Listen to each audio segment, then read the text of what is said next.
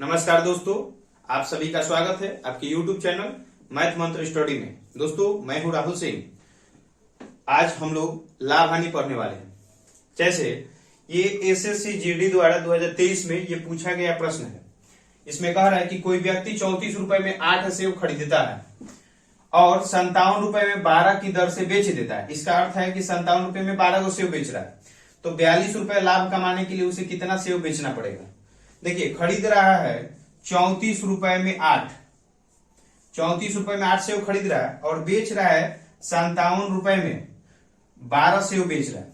तो देखिए, ये बेच रहा है 12 को सेव, तो 12 को खरीद कितना में रहा है, तो 8 को खरीद रहा है 34 रुपए में, तो 4 को कितना में खरीदेगा। तो सिंपल है कि ये आधा है तो ये भी आधा पैसा लगेगा, मतलब कि 17 रुपए में 4 को खरीदता होगा। तो अब यहां पता चल जाएगा कि 12 को सेव वो खरीद रहा होगा 51 रुपया में। तो 51 में खरीद रहा है 12 को और 57 में बेच रहा है 12 को, तो इसे प्रॉफिट कितना हो रहा है 6 रुपए के। 6 रुपए के प्रॉफिट कब हो रहा है, जब ये 12 सेव बेच दे रहा है। तो ये कह रहा है कि 42 रुपए लाभ कमाने के लिए उसे कितना सेव बेचना पड़ेगा। तो यहाँ 6 रुपए कमा रहा है 42 को बेचने पर, तो ये से 7 से गुना करेंगे तो ये 42 आ जाएगा। इसका मतलब कि 7 गुना ये भी बढ़ेगा, तो 12 7 84, 84 को जब सेव बेच देगा तब इसको प्रॉफिट हो जाएगा 42 रुपए का। तो आपका आंसर होगा 84 रुपया, 84 को सेव बेचेगा तब। तो 84 सेव जब बेचेगा तो उसे प्रॉफिट हो जाएगा 42 रुपए। और ये सवाल की तरह ये सवाल भी है, और इसको पढ़िए और इसका जवाब कमेंट में दीजिए। आइए देखते हैं तीसरा प्रश्न। कह रहा है कि गोलू 5 रुपए में 7 कलम खरीदता है तथा सभी कलम 7 रुपए में 5 कलम की दर से बेच देता है, तो गोलू का लाभ प्रतिशत क्या है। यहां लिखेंगे रुपया, एक तरफ लिखेंगे वस्तु। खरीद रहा है 5 रुपए में 7 कलम, तो इधर लिखेंगे 5 रुपए में खरीद रहा है 7 को। उसके बाद 7 रुपए में बेच रहा है 5 को। तो देखिए, दोनों को वस्तु जो है उसको इक्वल करेंगे। जैसे इसमें करेंगे 5 से गुना और इसमें करेंगे 7 से, तो ये दोनों आ जाएगा 35। तो यहां ये पता चल जाएगा कि दोनों का वस्तु इक्वल हो जाएगा। तो देखिए, इसमें 5 से गुना किए हैं तो इसमें भी 5 से, और इसमें 7 से किए हैं तो इसमें भी 7 से, तो ये आ जाएगा 25 और ये आ जाएगा 7 7 49। इसका अर्थ ये है कि 25 रुपए में खरीद रहा है 35 को वस्तु और 49 रुपए में बेच रहा है 35 को वस्तु, तो उसे प्रॉफिट कितना हो रहा है, तो 24 रुपए का प्रॉफिट हो रहा है। मतलब कि इसको प्रॉफिट हो गया 24 रुपए। और आप लोग पढ़े होंगे कि प्रॉफिट परसेंट बराबर क्या होता है, तो प्रॉफिट गुना 100 बाई सीपी। तो प्रॉफिट कितना है, तो 24 गुना 100, और सीपी कितना है, तो सीपी है 25। तो 25 चौका 100 और 100 हो जाएगा, तो 24 चौका 96। तो आपका यहाँ जवाब आ गया 96। तो यहाँ ऑप्शन नंबर बी, इसे 96% का लाभ होगा। या एक ट्रिक है, ट्रिक ये है कि जब भी इधर का रुपया इधर का वस्तु, इधर का रुपया इधर का वस्तु, देखिए एक दूसरे का विपरीत है। 5 रुपए में 7 कलम, 7 रुपए में 5 कलम।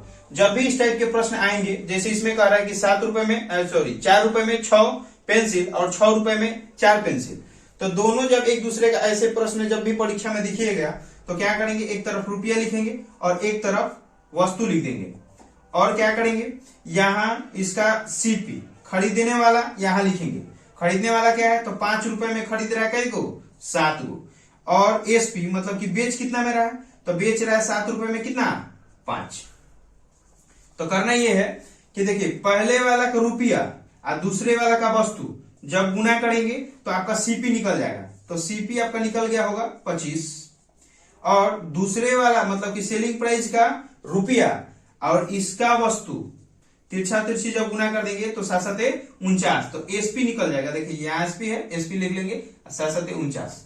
अब सीधे से समझिए ना कि कोई वस्तु 25 रुपए में खरीद लिए हैं और 49 रुपए में बेच रहे हैं, तो आपको प्रॉफिट कितना हो जाएगा, तो इसमें से घटा लेंगे तो 9 में से 5 जाएगा 4, और यहाँ 4 में से 2 गया 2। आपका लाभ हो गया 24 रुपए, और 24 रुपए हो गया तो लाभ परसेंट बराबर क्या होता है, लाभ प्रतिशत बराबर होता है कि लाभ गुना 100 बटा में क्रय मूल्य कितना है 25, तो 25 है। तो 25 चौका 100 और 24 चौका 96, इसका जवाब हो जाएगा 96। तो ऐसे भी बना सकते हैं, इधर इक्वल कीजिए नहीं तो क्रॉस मल्टीप्लाई कर दीजिए। तो ये समझ में आ गया होगा। और सेम इसी प्रकार से ये सवाल है और इसको पढ़िए और इसका जवाब आप कमेंट में बताइए कि इसका जवाब क्या होगा। आइए देखते हैं 5वां नंबर प्रश्न। कह रहा है कि एक भैंस 64,000 में बेचने पर मुकेश को 20% की हानि हुई, तदनुसार उस भैंस को यहां छूट गया है उस भैंस को कितना में मुकेश खरीदा होगा। तो देखिए कोई भी रुपया या वस्तु अपने आप में 100% होता है, तो ये खरीदा होगा 100% में, ये खरीदा होगा 100% में, ठीक है। तो कह रहा है कि 100% में खरीदा है और ये कह रहा है कि एक भैंस को 64,000 में बेच रहा है, तो बेच रहा है तो कितना 20% का हानि हुई है। तो खरीदा है 100 में 20 का हानि हुई है, इसका अर्थ है कि 80% को वो भैंस को बेच दिया होगा, तो 64,000 हुआ। तो 1% निकालने के लिए क्या करेंगे, 64,000 में 80 से डिवाइड कर देंगे। तो 80 से डिवाइड करिएगा तो आएगा 8 8 64, मतलब कि यहाँ 800, ठीक है। अब 800 आ गया। अब यहाँ 100% निकालेंगे क्योंकि वो खरीदा कितना में था, तो 100% बराबर क्या हो जाएगा कि 100 गुना 800, ये हो जाएगा 8 और 2 जीरो और 2 जीरो 1 2 3 4, ये आपका आ गया 80,000। आपका जवाब डी। और 6ठा नंबर प्रश्न क्या कह रहा है कि रोहित को 1035 की साइकिल बेचने पर 8% की हानि हुई, तो उसने वह साइकिल को कितना में खरीदा होगा। तो ये सवाल इसी जैसा है, तो इसका जवाब आप लोग कमेंट में बताइए कि इसका जवाब क्या होगा। आइए अब 7वां नंबर प्रश्न देखते हैं। 7वां नंबर प्रश्न क्या कर रहा है कि एक वस्तु को 20% के लाभ पर 300 में बेची गई है, 20% प्रॉफिट पर। इसका मतलब कि देखिए ये 100% तो खरीदा है, ये सीपी है, अब 20% प्रॉफिट लिया है, मतलब कि 120 में बेचा होगा, तो 120 में बेचा है तब 300 में बेचा है। तो देखिए 1% निकालने के लिए क्या करेंगे, 300 में डिवाइड करेंगे 120 से, ठीक है। तो ये 1% निकल गया। 100% निकालना होगा तो 100 से इसमें क्या कर देंगे, गुना कर देंगे। तो यहां आ जाएगा 300 डिवाइड 120 गुना 100, तो ये आ जाएगा 20 से काट दीजिए, 20 6 का 120, अब 20 पचे 100, और उसके बाद आ जाएगा 6 से काट दीजिए, 6 पचे 30, यहाँ एक जीरो है तो जीरो, और 50 25। इसका अर्थ है कि 250 रुपए ये क्या निकल गया, ये 250 रुपए में खरीदा होगा। यदि 250 रुपए में खरीदा है, अब बेच कितना में रहा, तो देखिए इसका सीपी निकल गया इतना, और सेलिंग प्राइस कह रहा है कि यदि ये पहले बेचा गया है, अब कह रहा है कि 235 में बेचा जाता तो उसे कितना हानि होता।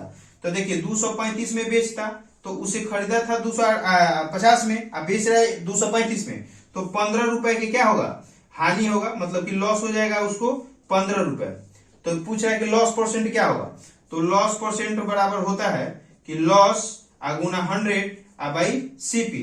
तो सीपी कितना में है जी 250, तो 250 से काट दीजिए, 1 जीरो से 1 जीरो, 5 से 5 दूना के 10, 50 25, 15 3 दूना के 6, तो 6% आपका क्या आएगा जवाब, मतलब कि ऑप्शन नंबर ए।